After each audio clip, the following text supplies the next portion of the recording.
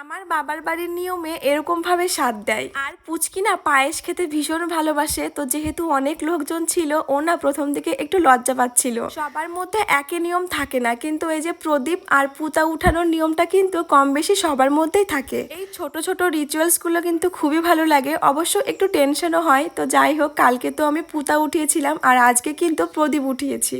পুতা উঠালে নাকি ছেলে হয় আর প্রদীপ উঠালে নাকি মেয়ে হয়, এটাই শুনে আসছি। তবে এটা কতটা সত্য কতটা মিথ্যা এসব আমি কিছুই জানি না। ভগবানের কাছে শুধু মন থেকে এইটুকুনই চাই যে যে আসছে সে যেন সুস্থভাবে আমার কোলে আসে। যাই হোক, তারপরে শুরু হলো আমাদের ছবি তোলা। আর পিছনের ডেকোরেশনটা কিন্তু অনেকটা সুন্দর হওয়ার কথা ছিল, সবটাই সময়ের অভাবে এরকমটা হয়েছে, তো কিছু করার নেই। এদিকে সবকিছু শেষ হওয়ার দিকে আর এইমাত্র আমার সর্দি আসলো। তো আমার স্বাদের দিনে দিদির জায়ের স্বাদ ছিল, সেই কারণে না দিদি গতকাল আসতে পারেনি। ছবিগুলো পরে পোস্ট করব, তোমরা সবাই দেখে জানিও যে আমাদের কেমন লাগছে।